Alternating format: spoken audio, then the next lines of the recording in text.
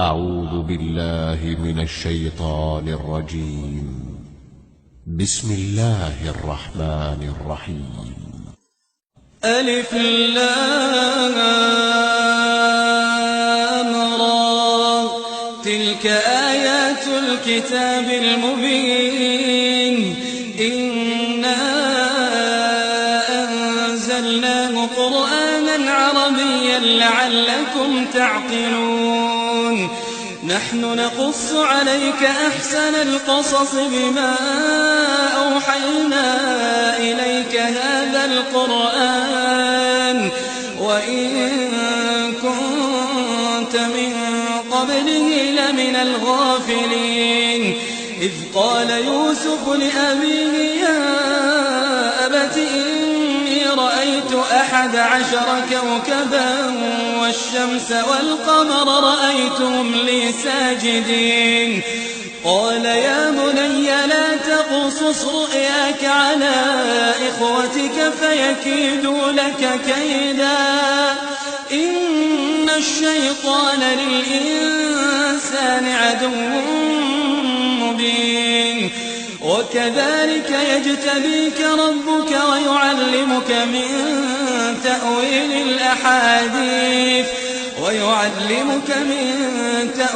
الأحاديث ويتم نعمته عليك وعلى آل يعقوب كما أتمها على أبويك من قبل إبراهيم وإسحاق إن ربك عليم حكيم. لقد كان في يوسف وإخوته آيات للسائلين. إذ قالوا ليوسف وأخوه أحب إلى أبينا منا ونحن عصبة إن أبانا لفي ضلال مبين. اقتلوا يوسف أو اطرحوه أرضا يخل لكم وجه أبيكم وتكونوا من بعده قوما صالحين. قال قائل منهم لا تقتلوا يوسف وألقوه في غيابة الجب يلتقطه بعض السيارة إن كنتم فاعلين. قالوا يا أبانا ما لك لا تأمنا على يوسف وإنا له لناصحون. أرسله معنا غدا يرتع ويلعب وإنا له لحافظون. قال إني ليحزنني أن تذهبوا به وأخاف أن يأكله الذئب وأنتم عنه غافلون. قالوا لئن أكله الذئب ونحن عصبة إنا إذا لخاسرون. فلما ذهبوا به وأجمعوا أن يجعلوه في غيابة الجب وأوحينا إليه لتنبئنهم بأمرهم هذا وهم لا يشعرون. وجاءوا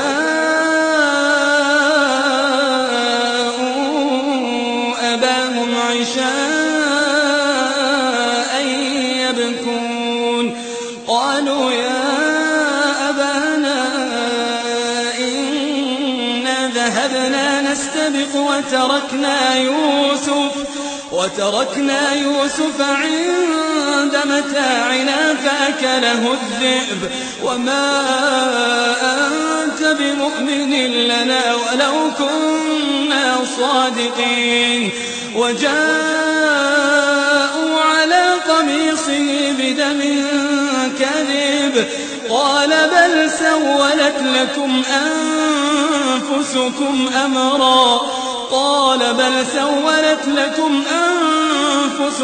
أمرا فصبر جميل فصبر جميل والله المستعان على ما تصفون. وجاءت سيارة فأرسلوا واردهم فأدلى دلوه قال يا بشرى هذا غلام وأسروا بضاعة والله عليم بما يعملون. وشروه بثمن بخس دراهم معدودة وكانوا فيه من الزاهدين. وقال الذي اشتراه من مصر لامرأته أكرمي مثواه عسى أن ينفعنا أو نتخذه ولدا. وكذلك مكنا ليوسف في الأرض ولنعلمه من تأويل الأحاديث والله غالب على أمره ولكن أكثر الناس لا يعلمون. ولما بلغ أشده آتيناه حكما وعلما وكذلك نجزي المحسنين. وراودته التي هو في بيتها عن نفسه وغلقت الأبواب وقالت هيت لك قال معاذ الله إنه ربي أحسن مثواي إنه لا يفلح الظالمون. ولقد همت به وهم بها لولا أن رأى برهان ربه كذلك لنصرف عنه السوء والفحشاء إنه من عبادنا المخلصين. واستبق الباب وقدت قميصه من دبر وألف يا سيدها لدى الباب. قالت ما جزاء من أراد بأهلك سوءا إلا أن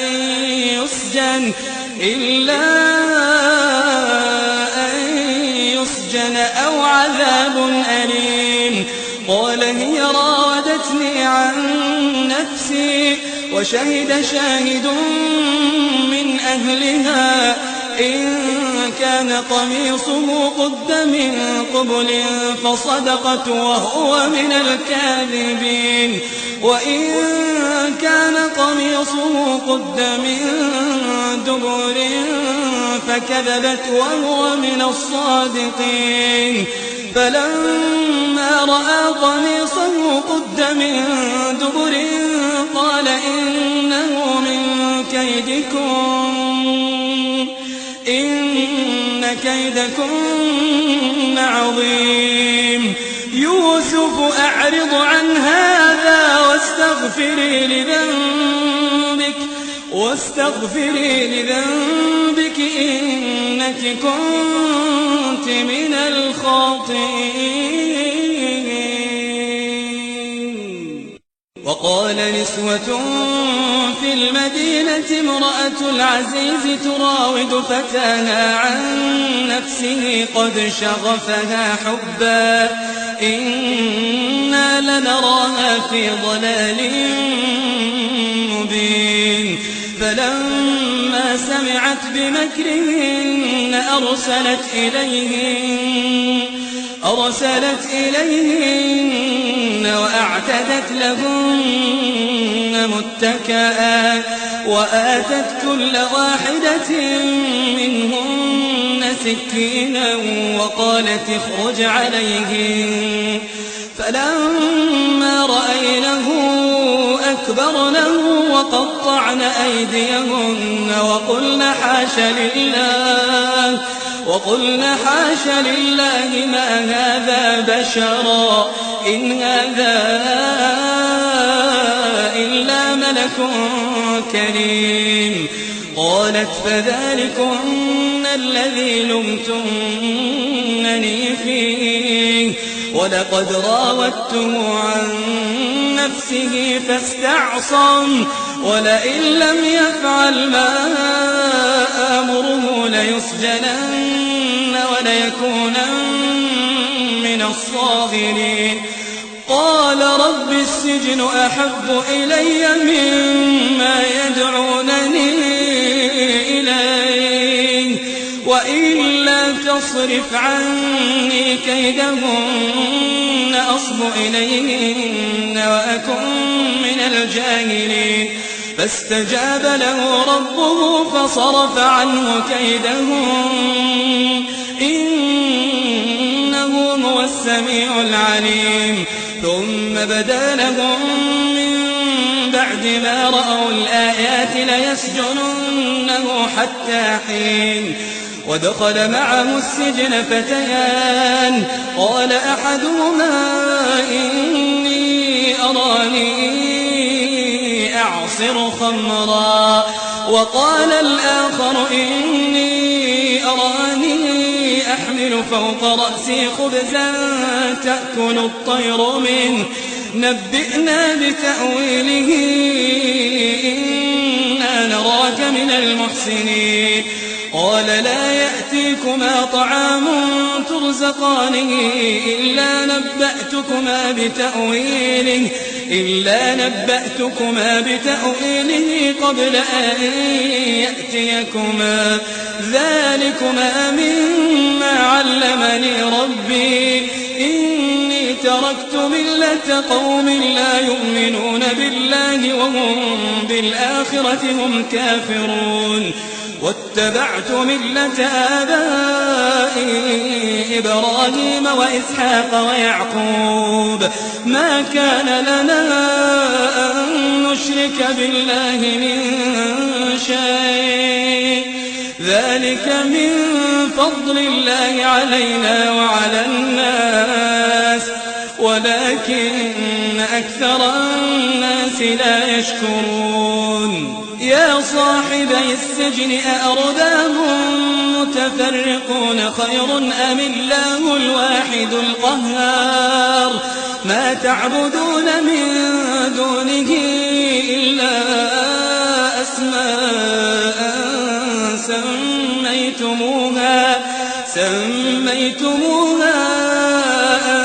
أنتم وآباؤكم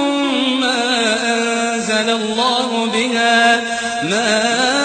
أنزل الله بها من سلطان إن الحكم إلا لله أمر ألا تعبدوا إلا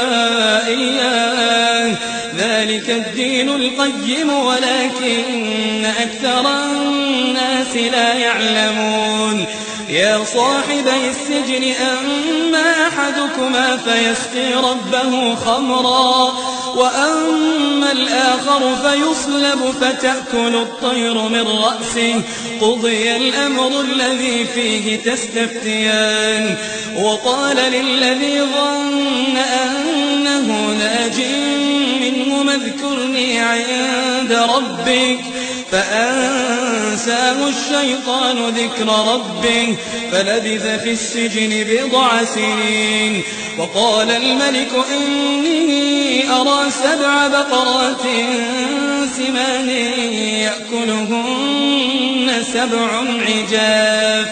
يأكلهن 7 عجاف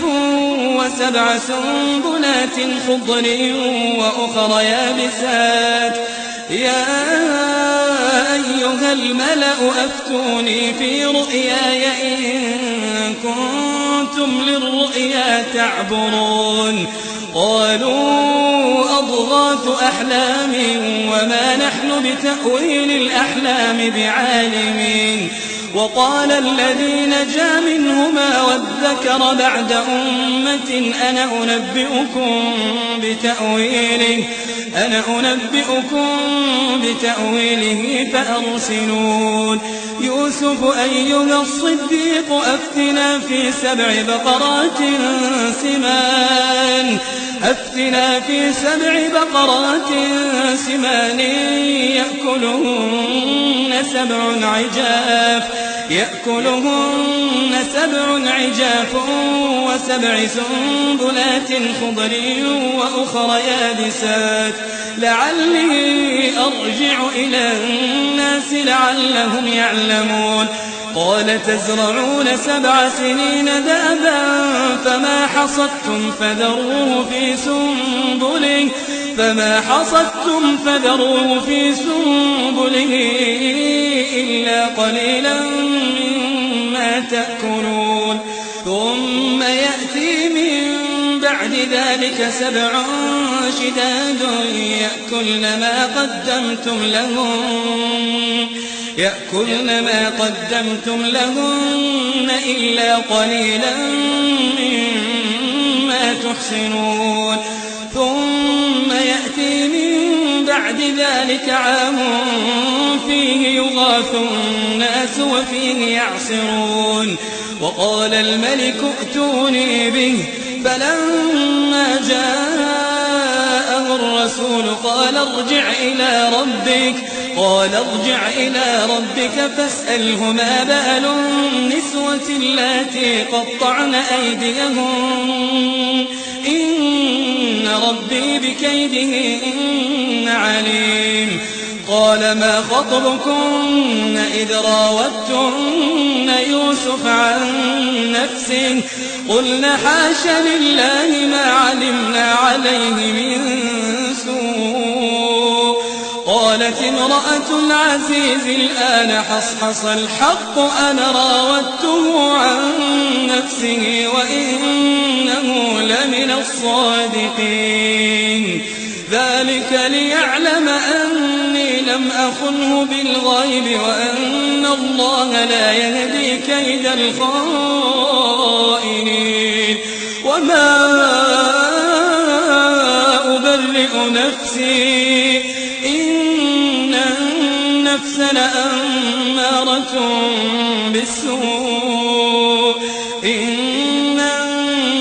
لأمارة بالسوء إلا ما رحم ربي إن ربي غفور رحيم وقال الملك ائتوني به أستخلصه لنفسي فلما كلمه قال إنك اليوم لدينا مكين أمين قال اجعلني على خزائن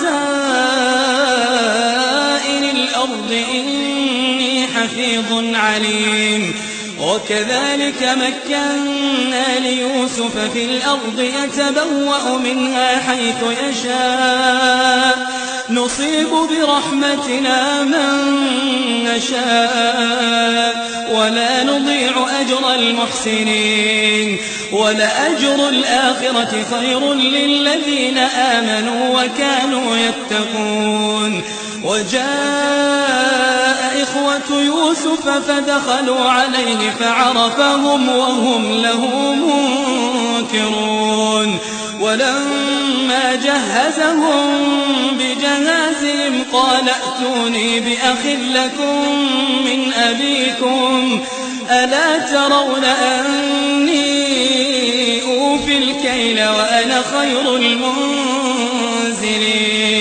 فإن لم تأتوني به فلا كيل لكم عندي ولا تقربون قالوا سنراود عنه أباه وإنا لفاعلون وقال لفتيانه اجعلوا بضاعتهم في رحالهم لعلهم يعرفونها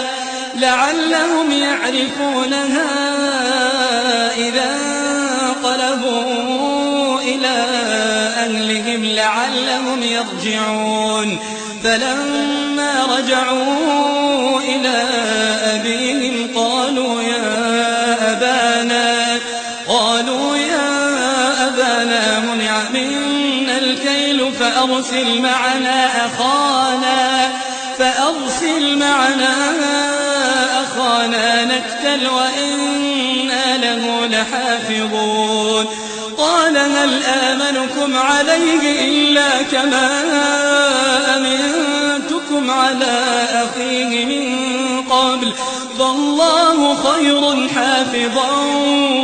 وهو أرحم الراحمين ولما فتحوا متاعهم وجدوا بضاعتهم ردت إليهم قالوا يا أبانا ما نبغي هذه بضاعتنا ردت إلينا ونمير أهلنا ونحفظ أخانا ونزداد كيل بعير ذلك كيل يسير قال لن أرسله معكم حتى تؤتون موثقا من الله لتأتونني به إلا أن يحاط بكم فلما آتوه موثقهم قال الله على ما نقول وكيل وقال يا بني لا تدخلوا من باب واحد وادخلوا من أبواب متفرقة وما أغني عنكم من الله من شيء إن الحكم إلا لله عليه توكلت وعليه فليتوكل المتوكلون ولما دخلوا من حيث أمرهم أبوهم ما كان يغني عنهم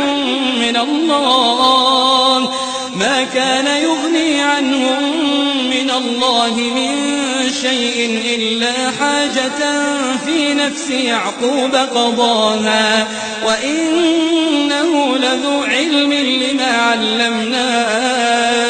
ولكن أكثر الناس لا يعلمون ولما دخلوا على يوسف آوى إليه أخاه قال إني أنا أخوك فلا تبتئس بما كانوا يعملون فلما جهزهم بجهازهم جعل السقاية في رحل أخيه ثم أذن مؤذن أيتها العير إنكم لسارقون قالوا وأقبلوا عليهم ماذا تفقدون قالوا نفقد صواع الملك ولمن جاء به حمل بعير وأنا به زعيم قالوا تالله لقد علمتم ما جئنا لنفسد في الأرض وما كنا سارقين قالوا فما جزاؤه إن كنتم كاذبين قالوا جزاؤه من وجد في رحله فهو جزاؤه كذلك نجزي الظالمين فبدأ بأوعيتهم قبل وعاء أخيه ثم استخرجها من وعاء أخيه كذلك كدنا ليوسف ما كان ليأخذ أخاه في دين الملك إلا أن يشاء الله نرفع درجات من نشاء وفوق كل ذي علم عليم قالوا إن يسرق فقد سرق أخ له من قبل فأسرها يوسف في نفسه ولم يبدها لهم قال أنتم شر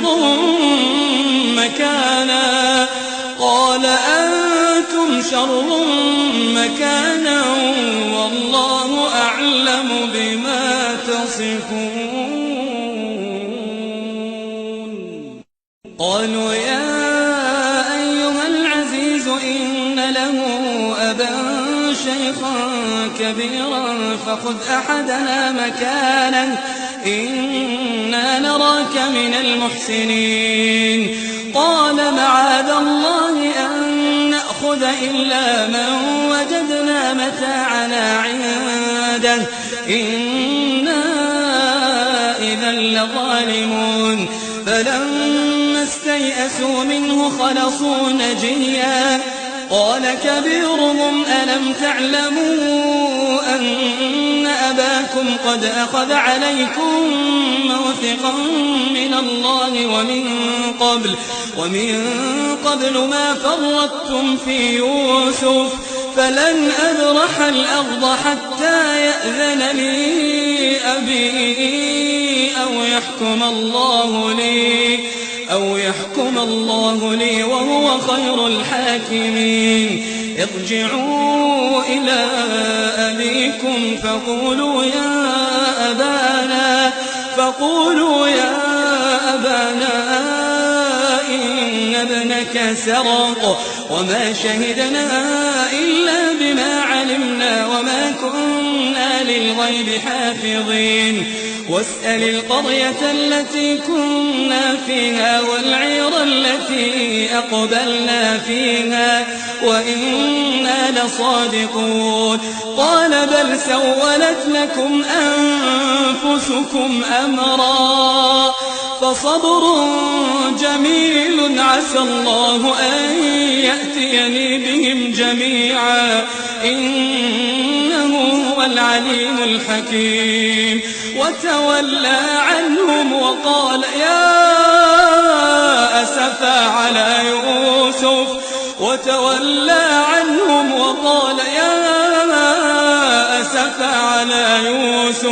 وابيضت عيناه من الحزن فهو كظيم قالوا تالله تفتأ تذكر يوسف حتى تكون حرضا أو تكون من الهالكين قال إنما أشكو بثي وحزني إلى الله وأعلم من الله ما لا تعلمون يا بني اذهبوا فتحسسوا من يوسف وأخيه ولا تيأسوا من روح الله إنه لا ييأس من روح الله إلا القوم الكافرون فلما دخلوا عليه قالوا يا أيها العزيز مسنا وأهلنا الضر وجئنا ببضاعة مزجاة فأوفلنا الكيل وتصدق علينا إن الله يجزي المتصدقين قال هل علمتم ما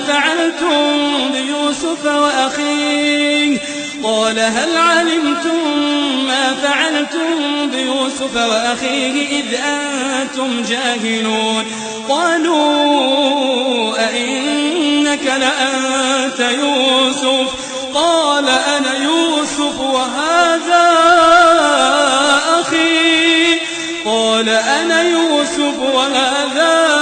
أخي قد من الله علينا إنه من يتق ويصبر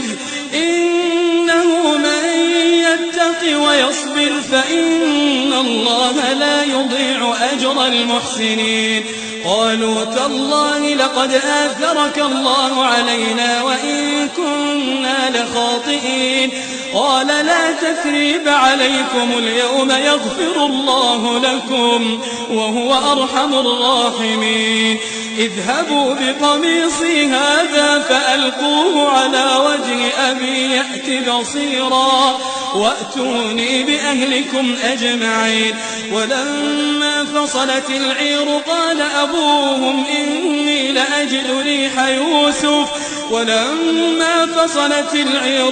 أبوهم إني لأجد ريح يوسف لولا أن تفندون قالوا تالله إنك لفي ضلالك القديم فلما أن جاء البشير ألقاه على وجهه فارتد بصيرا قال ألم أقل لكم إني أعلم من الله قال ألم أقل لكم إني أعلم من الله ما لا تعلمون قالوا يا أبانا استغفر لنا ذنوبنا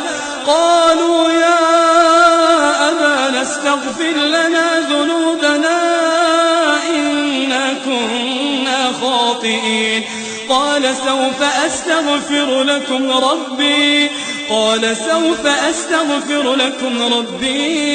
إنه هو الغفور الرحيم فلما دخلوا على يوسف آوى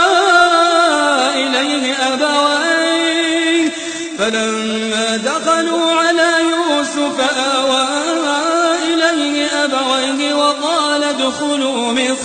وقال ادخلوا مصر إن شاء الله آمنين ورفع أبويه على العرش وخروا له سجدا وقال يا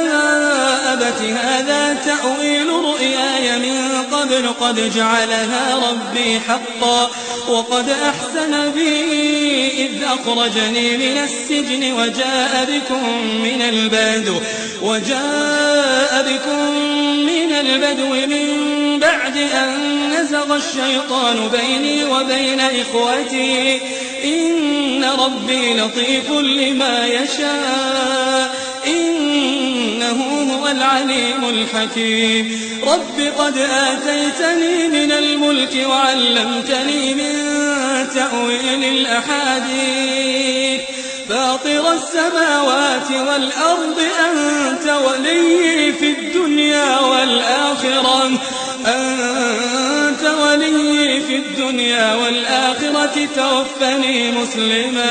توفني مسلما وألحقني بالصالحين ذلك من أنباء الغيب نوحيه إليك وما كنت لديهم إذ أجمعوا أمرهم وهم يمكرون وما أكثر الناس ولو حرصت بمؤمنين وما تسألهم عليه من أجر إن هو إلا ذكر للعالمين وكأي من آية في السماوات والأرض يمرون عليها وهم عنها معرضون وما يؤمن أكثرهم بالله إلا وهم مشركون أفأمنوا أن تأتيهم غاشية من عذاب الله أو تأتيهم الساعة بغتة وهم لا يشعرون قل هذه سبيلي أدعو إلى الله على بصيرة أنا ومن اتبعني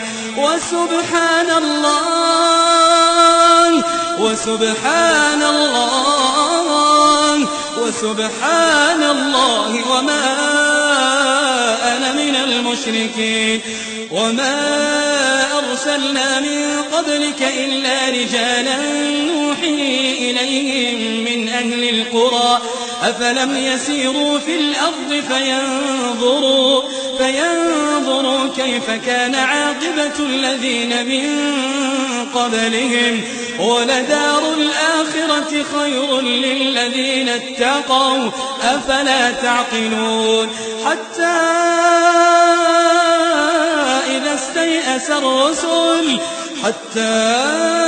إذا استيأس الرسل وظنوا أنهم قد كذبوا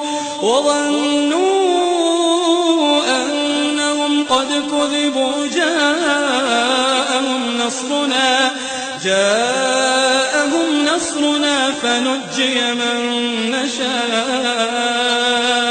ولا يرد بأسنا عن القوم المجرمين لقد كان في قصصهم عبرة لأولي الألباب ما كان حديثا يفترى ولكن تصديق الذي بين يديه وتفصيل كل شيء وهدى ورحمة لقوم يؤمنون